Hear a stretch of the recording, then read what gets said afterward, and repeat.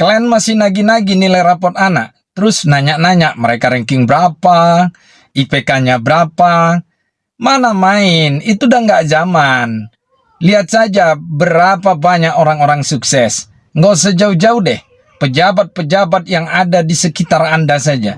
Berapa banyak sih di antara mereka yang latar belakang prestasi akademiknya atau kecerdasan intellectual quotient-nya itu di atas rata-rata. Coba hitung, paling-paling hanya sedikit. Kebanyakan di antara mereka itu prestasi akademiknya biasa-biasa saja. Bahkan tidak sedikit di antara mereka yang prestasi akademiknya sangat rendah atau di bawah. Benar kata Howard Gardner bahwa ternyata satu bentuk kecerdasan itu tidak bisa menjadi modalitas kita untuk menggapai kesuksesan. Kita butuh multiple intelligences atau kecerdasan yang majemuk. Kita harus padukan beragam kecerdasan supaya kita bisa menjadi orang-orang sukses.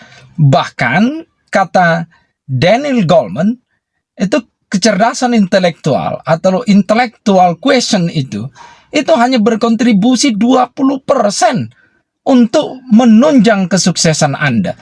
Selebihnya itu apa yang disebut dengan emotional quotient, spiritual quotient, itu 80%-nya lahir dan berkontribusi dari situ. Makanya saya lucu melihat kita yang masih dengan paradigma lama, old paradigm, itu yang masih menuntut-nuntut, menagih-nagih prestasi akademik dari anak-anak kita. Padahal itu tidak menjadi acuan dalam meraih kesuksesan. Coba deh sekarang orang-orang tua, mari sama-sama coba jumpai wali-wali kelas anak-anak kita. Wali kelasnya dijumpai, lalu coba tanya kepada mereka mengenai moral development anak-anak kita atau perkembangan moral anak-anak kita. Apakah anak-anak kita orang baik, orang yang jujur, orang yang bertanggung jawab.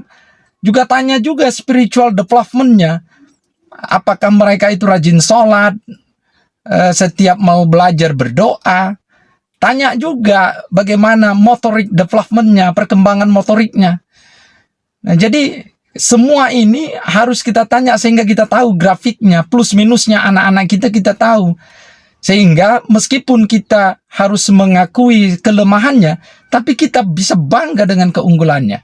Contoh ketika ada orang yang bilang anak kita bodoh karena prestasi akademiknya rendah, nggak ada salahnya juga kita bilang, ya anak saya bodoh, tapi anak saya adalah orang yang jujur, anak saya adalah orang yang baik, orang yang peduli, orang yang bertanggung jawab.